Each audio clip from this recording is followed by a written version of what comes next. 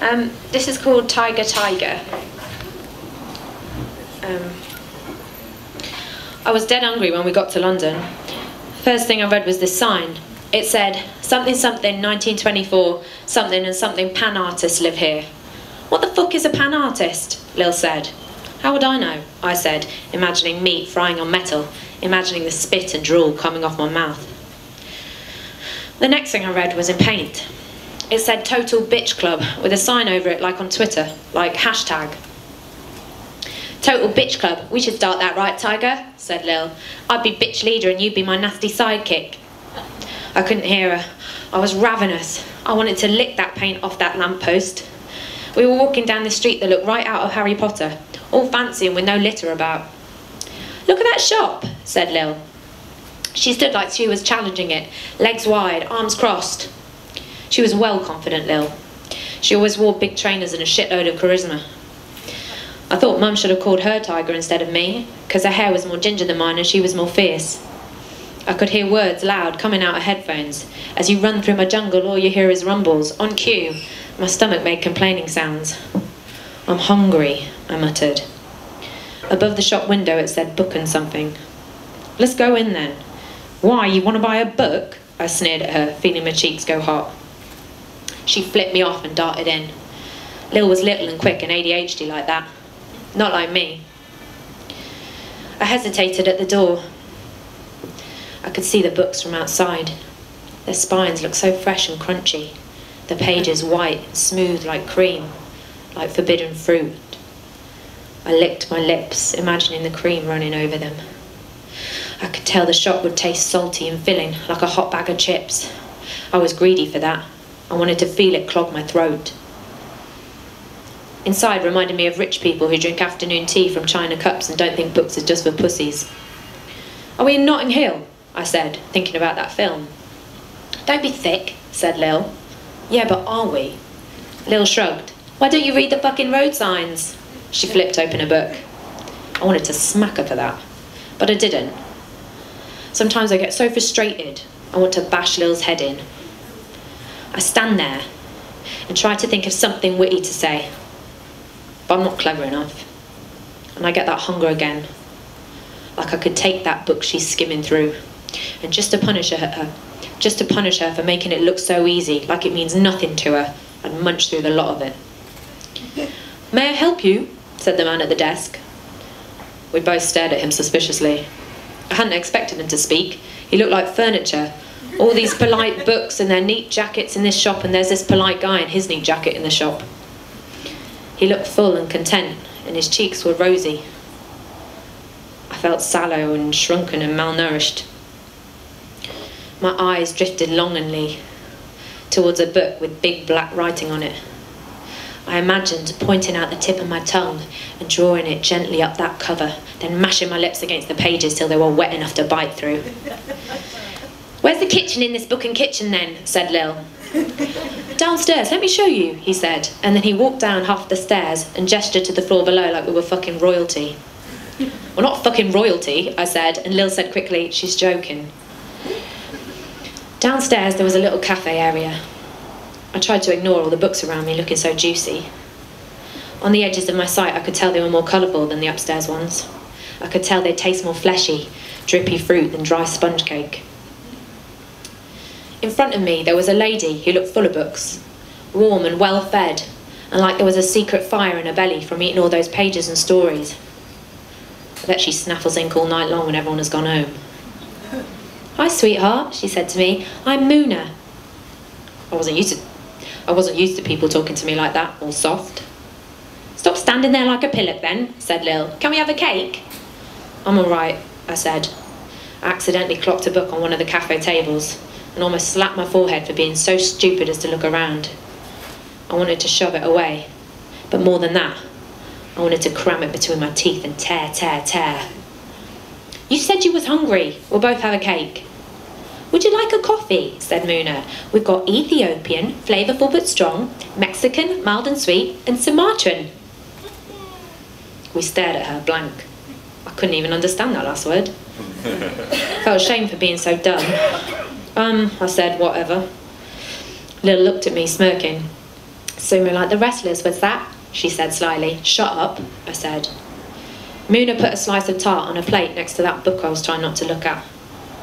As Lil reached for the cake, my hand darted out too.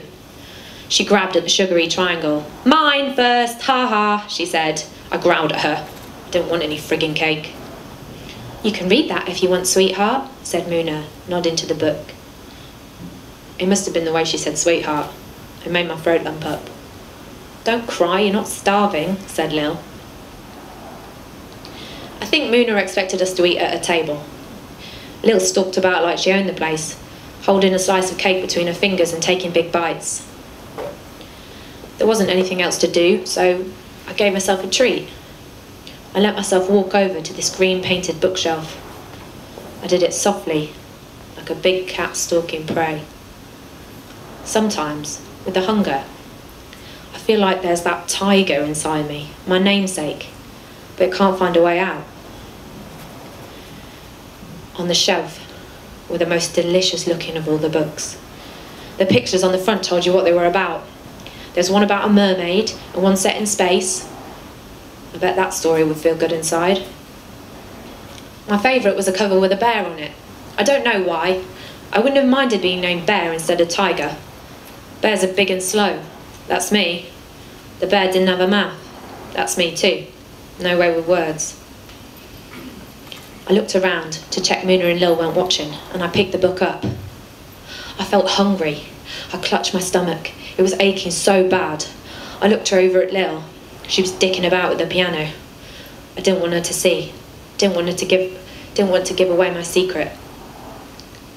I opened the pages, breathing faster. The inside of the cover was green, and there was red ink on the first page. This something book, something two, and then some dots. I turned over another page to some drawings, and then another to a 2-page thread. It had loads of letters and spaces on it. I tried to read the ones on the left, but I couldn't. I was famished, so I tried to read the ones on the right. Back on the left, there was these little symbols, and I didn't know if they were words or not. I was starting to breathe loud, unsteady, so I closed the bare book, and I just looked at the cover. I tasted the words on the front, rolling them around my tongue. I want, I said, but I couldn't get the feel of the next word. I want, I said again, trying harder than I ever had. I felt like I hadn't eaten for 3 days, and I couldn't eat enough to fill the hole. It was like I'd been hungry all my life and wanted forever, with no way to eat, like I'd never known how. But didn't I deserve to? Didn't I deserve just this one meal? Just some warmth in my belly too? I leant down, and I licked that cover. It tasted like strawberries. Hey Lil, I said quietly, sidling up to her. Have you got 43p? I'm not fucking made of money, she said instantly. Okay, I said, hovering. What do you want 43p for? I shrugged. Just want to get this book. You took the piss out of me for wanting to go in a bookshop. I'm not giving you 43p to buy a fucking book. Fine. Why do you want it? I don't know. Her hand moved so quickly I felt paralysed. She snatched the book. I want my hat back. What the fuck?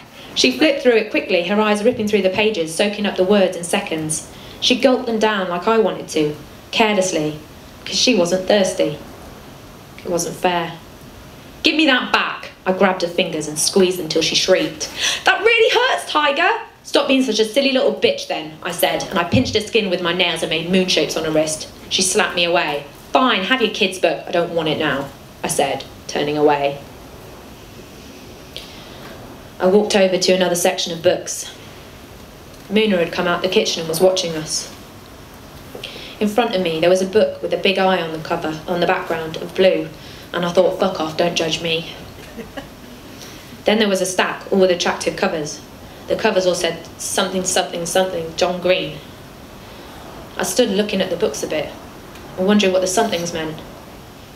And suddenly my eyes got all misty, just blurry, like when you stare at something too long. I had my back to Lil and I forgot about her for a minute, just trying to read the titles.